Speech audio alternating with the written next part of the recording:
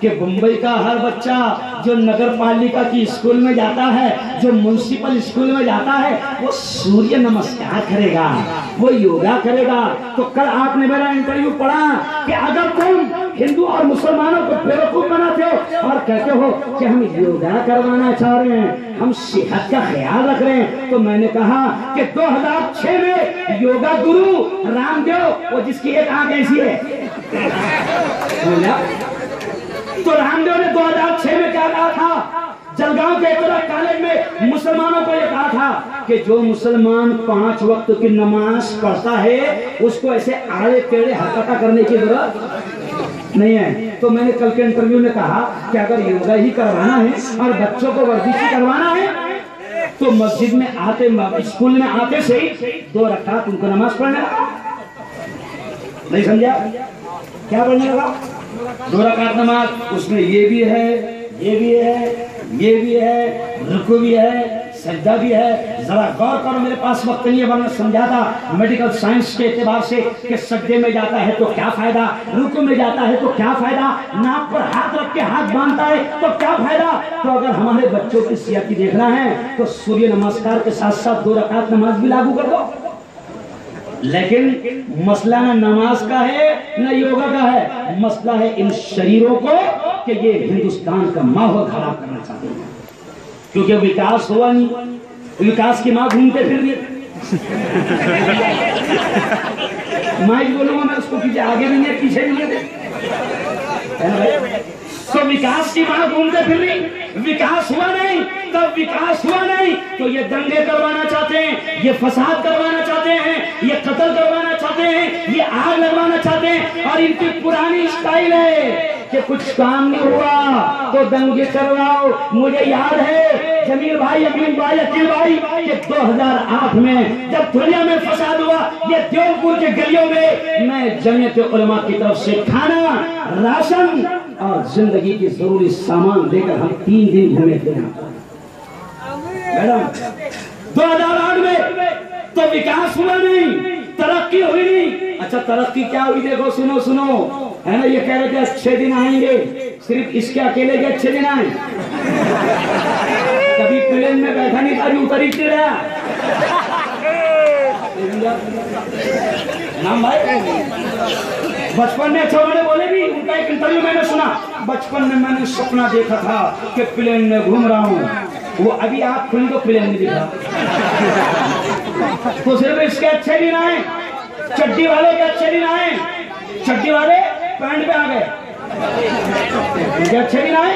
लेकिन मैंने फिर भी कहा मुंबई में, औरंगाबाद में, नांदेड़ में आरएसएस को, उन लोगों को जो चड्डी से पैंट पर आ गए, मैंने कहा चड्डी से पैंट पर आने से दिन अच्छे नहीं आने वाले हैं, ख्यालात और विचारों को बदलना पड़ेगा। हिंदू और मुसलमानों की एकता का माहौल बनाना पड़ेगा। शिवसेना की मक्कार और बीजेपी की बदमाश सरकार से मैं कह रहा हूं कि लड़ाई दंगा मत करवाओ, खराब माहौल मत करो। ये मुल्क हमारा सबका है, हमारे पुरखों ने, हमारे पूर्वजों ने जिसको कुर्बानी देकर जब इस मुल्क को खून की जरूरत पड़ी, हमने खून की नदियां बहा दी। जब इस मुल्क को गर्दनों की जरूरत पड़ी तो हमने गर्दनों के कुतुब मीनार खड़ा कर दिए। हम इस मुल्क को और बर्बाद होने, अरे बोलो, नहीं देंगे। इसलिए आखिर बात सुन लो, आखिर बात सुन लो, है ना। हाँ कि भाई मोदी सरकार ने क्या कहा था, क्या कहा था नारा, सबका साथ सबका विकास। आज की पेपर आपने पढ़े, आज के अखबार, बड़ी खतरनाक हादसा हिंदुस्तान में हुआ। हिंदुस्तान का सर शर्म से झुक गया कि आज मेरा ख्याल एक जगह ऐसा हुआ, चंद दिनों पहले आपने देखा होगा कि इस मुल्क के इतने बुरे दिन आ गए, इतने बुरे दिन कभी नहीं आए थे। इस मुल्क के इतने बुरे दिन आ गए कि एक शख्स अपनी बीवी की मैयत को, अपनी बीवी के उस बदन को जिसकी रूह निकल चुकी है, 12 किलोमीटर तक अपने कंधे पर रख कर लेकर गया, लेकिन इस मुल्क में उसको एक एम्बुलेंस ऐसे दिन आ गए इस मुल्क के। परसों क्या हुआ, परसों क्या हुआ, परसों एक बाप, उसका नौजवान बेटा, नौजवान शायद 14 या 15 साल का बेटा, एक बार उसका नौजवान बेटा वो हॉस्पिटल में गया, हॉस्पिटल में उसको एडमिट करने से इनकार कर दिया गया। जब वो दूसरे दवाखाने अपने बेटे को ले जाना चाह रहा था, उसने स्ट्रेचर मांगा, अमीर पटेल, उसको स्ट्रेचर नहीं मिला। आखिर उसने अपने उस जवान बच्चे को कांधे पर डाला। आज के अखबार और टीवी कह रही है कि उस जवान बच्चे ने अपने बाप के कांधे पर दल तोड़ा। इतने बुरे दिन मुल्क के कभी, अरे बोलो, कभी नहीं आए थे जो आज आए हैं, है ना। इसलिए कि बीजेपी, समझ रहा, बीजेपी। अब मुझे आगे बोलने मत लगाओ, फिर कल अखबार वाले लिखेंगे। तो इतने बुरे दिन मुल्क के कभी नहीं आए थे, इसलिए आज मैं आपसे कह रहा हूं, इन्होंने वादा किया था अच्छे दिन आएंगे। मैं कहता हूं बिल्कुल आएंगे, लेकिन 3 साल के बाद।